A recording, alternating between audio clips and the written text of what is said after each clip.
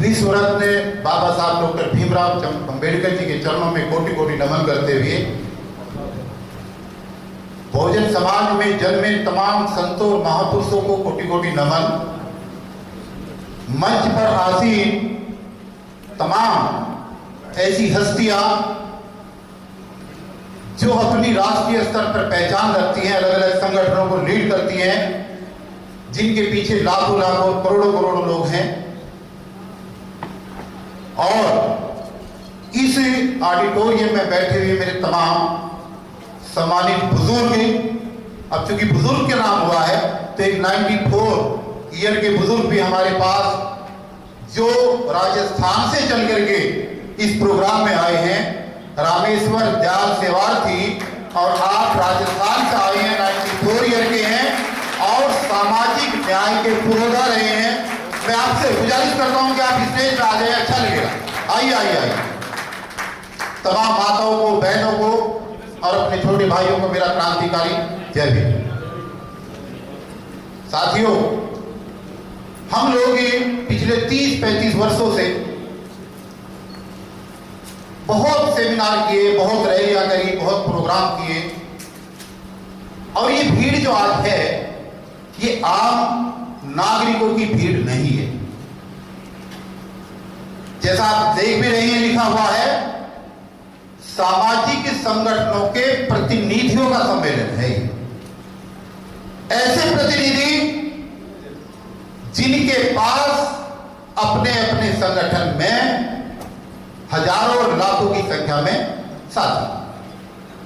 तो मैं यहां इन 500 लोगों को संबोधित नहीं कर रहा हूं, मैं ये मान के चल रहा हूं कि ये मेरे सामने स्टेज पर बैठे हुए और आप मिला करके ये कम से कम 20 लाख लोगों को हमारा संबोधन यहां पर हो रहा है। देखिए, मैं अपनी बात इसलिए शुरू किया कि स्टेज पर बैठे हुए जो मेरे सम्मानित साथी हैं वो इतने बड़े लीडर हैं, मेरे से ज्यादा प्रतिभाशाली हैं, बड़े बड़े संगठनों को चलाते हैं, जीवन का बहुत बड़ा तजुर्बा है, बहुत बड़े वो स्पीकर हैं। लेकिन सवाल यह है कि जब तक ये प्रोग्राम की थीम का पता ना हो, जब तक ये 2-2 घंटे तक बोलने की कैपेसिटी रखने वाले जो हमारे वक्ता हैं वो किस पॉइंट पे बोलेंगे, ये एक अपने आप में एक अधूरा सवाल होता है। दूसरा सवाल ये होता है कि अगर एक ही वक्ता खड़े होकर के अपनी बात रखेगा और वो 10 मिनट, 15 मिनट, आधे घंटे बोलता रहेगा, तो यहां की कुछ बाउंडेशन है, उसमें सब लोग नहीं बोल पाए, बहुत सारे लोग रह जाएंगे। इसीलिए मेरा अनुरोध है कि जो आज का विषय है उस विषय पर मनुचंद बेनीवाल साहब, आप बड़े भाई हैं, आप स्टेज पर आ जाए प्लीज। आइए आइए, मैंने ध्यान नहीं दिया, आओ ना। अरे तो मैं कह रहा हूं तो आप आओ, कह रहा हूं तो कह रहा हूं।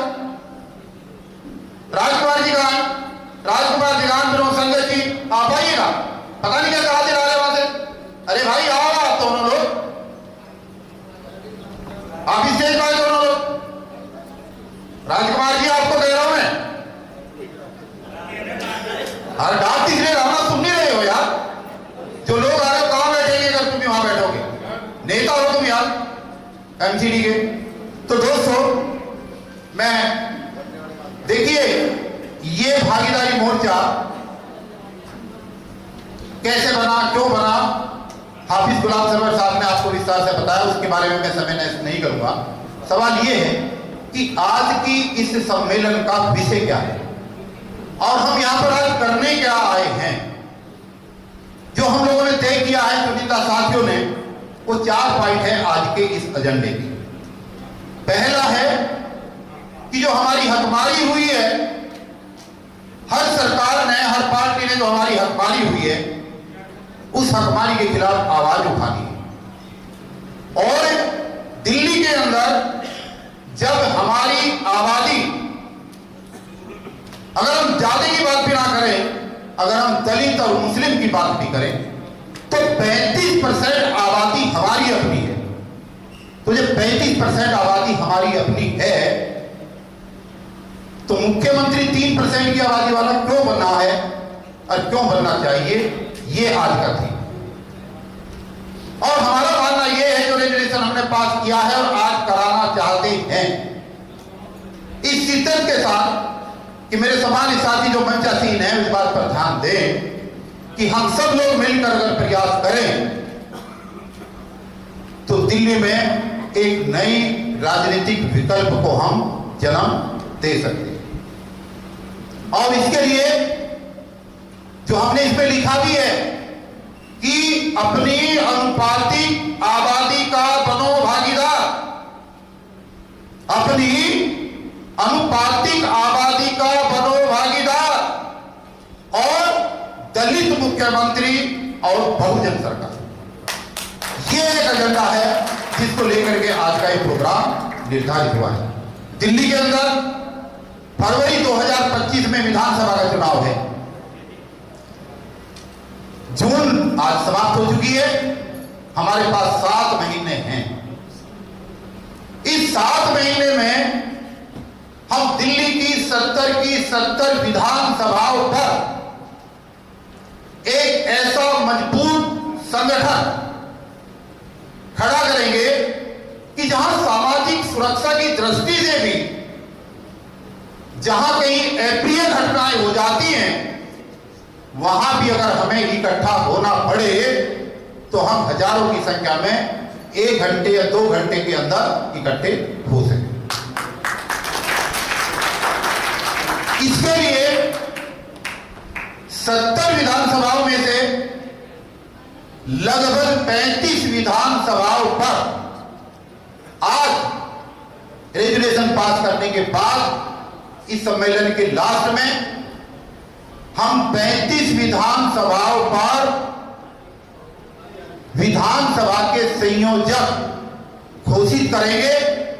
उसकी हमने लिस्ट बना रखी है, सहमति सबसे ले रखी है, ताकि उन विधानसभाओं पर काम 1 जुलाई से शुरू हो जाए और जो बाकी 35 विधानसभाएं बचेगी, जहां तक हम अभी तक नहीं पहुंच पाए हैं, हमारा अगला लक्ष्य 1 सितंबर, आने वाला 1 सितंबर दूसरा सम्मेलन, उसमें हम करेंगे, अपने तमाम कार्यकर्ताओं के साथ करेंगे, अपने इन सहयोगी साथियों के साथ मिलकर के करेंगे।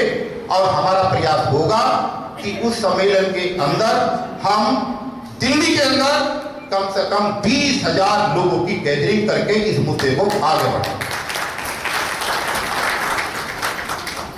जो रेजोल्यूशन पास हुआ उसके अकॉर्डिंगली जो तीसरे चरण का प्रोग्राम है वो है 26 नवंबर 2024 को रामलीला मैदान को खचाखच भरना और दिल्ली की सत्ता का वहां से शुरुआत करना।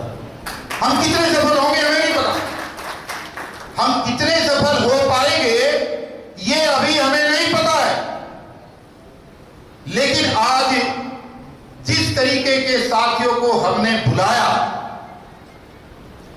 और सबका सहयोग और प्यार और मोहब्बत मिली और लोग आए, जितनी यहां की कैपेसिटी थी उसके हिसाब से सफल प्रोग्राम जो आप लोगों ने किया, अगर यही प्यार आगे मिलता रहा और हम उपस्थित साथी आज अगर संकल्प लेकर के गए तो निश्चित रूप से आने वाले 2025 फरवरी के चुनाव के अंदर हम दिल्ली को एक दलित मुख्यमंत्री और बहुजन सरकार देने का काम करेंगे और सफल होंगे। ऐसी उम्मीद है। मेरा एक कहना यह भी है, मेरी एक सोच यह भी है कि तैयारी भी होनी बहुत जरूरी है। सिर्फ आबादी होना जरूरी नहीं है। आबादी तो हुई किसी की लाखों की, अब तैयारी ना हुई 10 लोगों की भी, तो फिर उससे बढ़ी हुई आबादी का भी कोई महत्व नहीं। दिल्ली के अंदर जितनी भी तमाम उपजातियां रहती हैं, अगर हम ईमानदारी से बात करें तो इन उपजातियों के अंदर सबसे बड़ी जो तादाद है वो दिल्ली के अंदर वाल्मीकि समाज की है। जिसे अनुसूचित जाति के वर्गों के अंदर केपी चौधरी जी हमारे बीच में आए, हमारे साथी जोरदार तालियों से स्वागत। आइए आप, आइए चौधरी साहब ऊपर का। सबसे ज्यादा अगर भागीदारी इस दिल्ली के अंदर अगर वाल्मीकि समाज की है, और ये वाल्मीकि समाज अगर सत्ता के प्रति आगे आना चाहता है, तो एक कड़वा सच बता रहा हूं कि देश की आजादी के 36 साल के अंदर अलग अलग जाति के लोगों को अलग अलग प्रदेशों का अलग अलग समय पे मुख्यमंत्री बनने का मौका मिला, लेकिन ये एक ऐसा समाज है जिसके किसी सम्मानित भाई या बहन को आज तक इस देश के अंदर मुख्यमंत्री बनने का मौका नहीं मिला। हमारा प्रयास होना चाहिए भाई, जो जहां बैठ जाओ ना, पढ़े लिखे लोग भी, ये आगे पीछे नहीं तो हमें खा रखा। देखिए, जब ये समाज, हम मानते हैं कि सबसे पिछड़ा हुआ है, अगर ये समाज तैयारी करेगा, हम इनकी बस्तियों में जाएंगे, हम इनके घरों तक जाएंगे, हम इनको समझाने का काम करेंगे, हम इनके यूथ को भी समझाने का काम करेंगे, तो अगर जो प्लान हम लेकर के चले हैं दिल्ली के मुख्यमंत्री का और दलित होने का, तो हमारी प्राथमिकता यह रहनी चाहिए, मैं अपने दिल दिमाग प्रतिबद्धता के साथ बाबा साहब की सौगंध खा करके इस बात के लिए वचनबद्ध हूं कि उस लाइन में मैं नहीं हूं। मुझे अच्छा लगेगा कि अगर वो दिन आएगा तो दिल्ली के वाल्मीकि समाज की कोई सम्मानित बहन या भाई यहां से मुख्यमंत्री बना। ये करने में अगर हम कामयाब हुए तो इसका मैसेज पूरे देश के अंदर जाएगा। ये 4 पॉइंट थे, और एक महत्वपूर्ण पॉइंट जो नया मैं आपके सामने रखने जा रहा हूं, और मैं अटेंशन चाहूंगा स्टेज पर बैठे हुए अपने तमाम सम्मानित साथियों से। दिल्ली के अंदर 17% रिजर्वेशन अनुसूचित जाति के लोगों को मिलता है। वो क्षेत्र चाहे राजनीति का हो, वो क्षेत्र चाहे सामाजिक नौकरियों के मामले का हो, और वो चाहे शैक्षणिक क्षेत्र हो, 17% रिजर्वेशन शेड्यूल कास्ट के लोगों को दिल्ली में मिलता है। अब ये लोग हैं कौन? ये दिल्ली के पैदा हुए लोग नहीं है। दिल्ली की टोटल आबादी का अगर 10% हिस्सा दिल्ली में दलित समाज में दिल्ली देहात का है, तो 90% लोग वो हैं जो देश के अलग अलग प्रदेशों से चल करके आकर के दिल्ली में बसे। ऐसा ही है या नहीं है? जब अनुसूचित जाति के लोगों को, नागरिकों को देश के भिन्न भिन्न प्रदेशों से आकर इसी दिल्ली में 17% रिजर्वेशन का लाभ मिल रहा है, तो इसी प्रदेश के अंदर झारखंड, नागालैंड, सिक्किम, राजस्थान और वो तमाम प्रदेश जहां के एसटी यहां पर दिल्ली में रहते हैं और वो यहां के वोटर हैं, तो उनको भी 7% का रिजर्वेशन दिल्ली में मिलना चाहिए। ये हम लोगों ने तय किया है और ये आवाज हम उठाएंगे, और अगर ये आवाज उठेगी तो नॉर्थ ईस्ट के जो लाखों लोग यहाँ पर, कम से कम 10 लाख लोग हैं, और राजेंद्र सिंह साहब बैठे, हमारे पास पूरी कैलकुलेशन है और सब जगह से लोग आए, बहुत बड़ी संख्या में मीणा है भाई। एक मीणा सेंट्रल गवर्नमेंट की तहत राजस्थान से दिल्ली आकर के बसा, यहाँ पर मकान बना लिया, यहाँ का वोटर, उसके बच्चे यहाँ पैदा हुए, तो जब बच्चे यहाँ पैदा हुए तो उसके बच्चों को रिजर्वेशन एसटी का क्यों ना मिले? मिलना चाहिए, नहीं मिलना चाहिए? तो ये जो ऐसी जातियां हैं जो अभी तक गंभीरता के साथ एससी एसटी के मामलों में दिल्ली में आंदोलन से दूर रहती है, उन लोगों को भी हमारे नजदीक आने में और हमें उन्हें अपने नजदीक लाने में सहूलियत मिलेगी और ये आवाज उठनी चाहिए। 2028 में दिल्ली में परिसीमन होना है दोबारा। हमारी ये मांग है आज इस मंच के माध्यम से कि आने वाले अगले परिसीमन के अंदर राजनीतिक रूप से जो लोकसभा है, जो राज्यसभा है, जितनी भी विधानसभाओं के अंदर सीट निर्धारित होगी, एसटी का रिजर्वेशन उनके अंदर होना चाहिए। और 12 सीटें दिल्ली में शेड्यूल कास्ट की हैं तो 6 सीटें राजनीतिक रूप में एसटी की होनी चाहिए, ताकि एससी और एसटी का जो कॉम्बिनेशन हम कागजों में लेकर के चलते हैं वहां पर उन लोगों को न्याय मिले और वो लोग भी हमारे इस आंदोलन का हिस्सा बने। ये 4 पॉइंट जिनके ऊपर ये आज का सम्मेलन था। और दिल्ली के अंदर 25 लाख कर्मचारी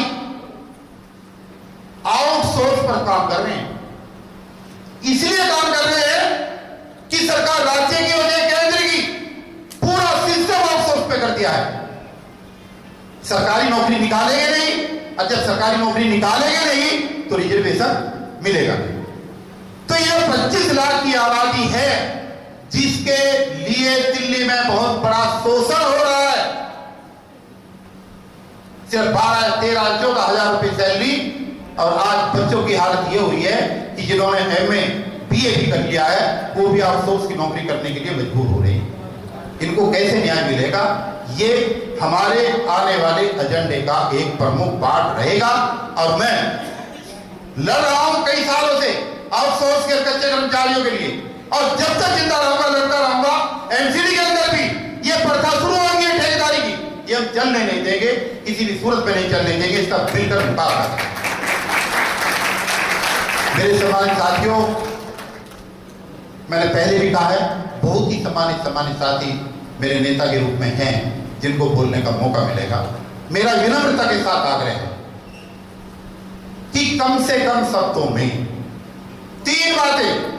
पहली कि क्या आप इस भागीदारी के एजेंडे का समर्थन करते हैं या नहीं, नंबर 1। नंबर 2, अगर करते हैं तो आने वाली 1 सितंबर के प्रोग्राम में आपकी तरफ से क्या सहयोग रहेगा? ये प्रथा खत्म करनी है कि नेताजी आते हैं, गला साफ करते चले जाते हैं। ऐसे नेताओं का बहिष्कार करना पड़ेगा जो अपने साथ में अपने आदमियों को 10 को भी लेकर के नहीं आते। ये गलत प्रथा बना रखी है। और तीसरा कि उस प्रोग्राम को या इसी बैनर के नीचे जो एजेंडा हमने निर्धारित किया है, इसमें अगर आपका कोई वैल्यूएबल सुझाव है तो निश्चित रूप से हम उसको मानेंगे। आप अपना सुझाव इसमें दे सकते हैं।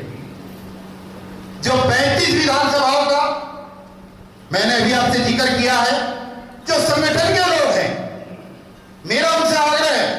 राजेंद्र साहब हैं, 2 नाम उन्होंने दिए हैं, एक करोलबाग से, एक पटेल नगर से।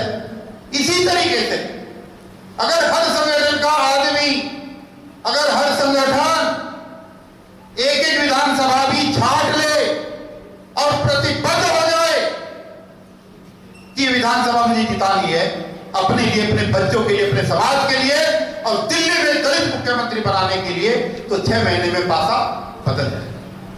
तो इनके अंदर अगर कोई भी संगठन इस 35 की जो टीम आज हम घोषित करेंगे, उसके अलावा अगर वो इस मुहिम के अंदर किसी विधानसभा की जिम्मेदारी लेना चाहते हैं तो हम उनका स्वागत करेंगे, निश्चित रूप से स्वागत करेंगे। और ये टीम मजबूत साथियों की टीम है। मेरी भी, मेरा चाहे यहां पर कुछ भी ना हो, कुछ नहीं फर्क पड़ता, मेरी भी एक विधानसभा रहेगी सिर्फ एक। मैं भी एक विधानसभा पे काम करूंगा और मेरा दूसरा साथी भी अपनी विधानसभा पे काम करेगा। ये नहीं कि मैं अध्यक्ष बन गया तो मैं सिर्फ बातें बनाऊंगा। जब तक मैं खुद काम नहीं करूंगा, जब तक मेरी टीम काम नहीं करेगी। सबसे बढ़िया काम मैं अपनी विधानसभा पे करके दिखाऊंगा, तब मेरी टीम के लोग अपनी विधानसभाओं पे काम करेंगे। तो मेरी विधानसभा को हमने छाट रखी अपनी टीम बनाकर। बिल दिल्ली की, नई दिल्ली की उस विधानसभा पर जहां से आदर के योग्य मुख्यमंत्री अरविंद केजरीवाल चुनाव लड़ते हैं, मैं वहां पर तैयारी करूंगा और खुद प्रत्याशी नहीं रहूंगा, लेकिन उस विधानसभा को इतना मजबूत करूंगा कि जो भी प्रत्याशी हमारी टीम, हमारा समाज निर्धारित करेगा, या हम किसी को और राजनीतिक विकल्प में किसी और पार्टी को जन्म देंगे या हम किसी के साथ जाएंगे, यह भी एजेंडे का पार्ट है, ये कोई क्लियर नहीं है। लेकिन हम उस विधानसभा को घर घर जाकर तैयार करेंगे और उसको जीतने के लायक बनाएंगे। तो मेरी विनम्रता के साथ ये अपील है तमाम साथियों से कि जब आप अपनी बात रखें तो ज्यादा विस्तार में न रखें, एजेंडे पे बात करें, किसका समर्थन करते हैं, हम इसमें सहयोग क्या देंगे और हमारा एडिशनल सुझाव क्या है। अब सहयोग की बात एक चीज कह करके अपनी बात खत्म कर रहा हूं कि पानी की बोतल भी 20 रुपए की आती है, चाय भी आजकल 20 रुपए की आने लगी, महंगाई बहुत है। मैंने पिछली जून से लेकर इस जून तक 12 प्रोग्राम किए हैं, ये लोग बैठे सब जानकारी है। 5वां प्रोग्राम तो इसी ऑडिटोरियम के अंदर है। तो दोस्तों, हर चीज में पैसा लगता है, बिना पैसे के तो कुछ होता नहीं होता ना। मेरी हाथ जोड़ करके अपील है, अरे ज्यादा नहीं, मत दो 100 रुपए, मत दो 1000, 1 रुपया तो दे सकते भाई, 1 रुपया तो दे सकते हो या 1 भी दे सकते, लेकिन वो 1 रुपया भी आपसे जब लूंगा दान पेटी में डलवा कर नहीं, रसीद काट करके 1 रुपए की भी रसीद ले, ताकि पारदर्शिता संगठन में बनी रहे, होना चाहिए।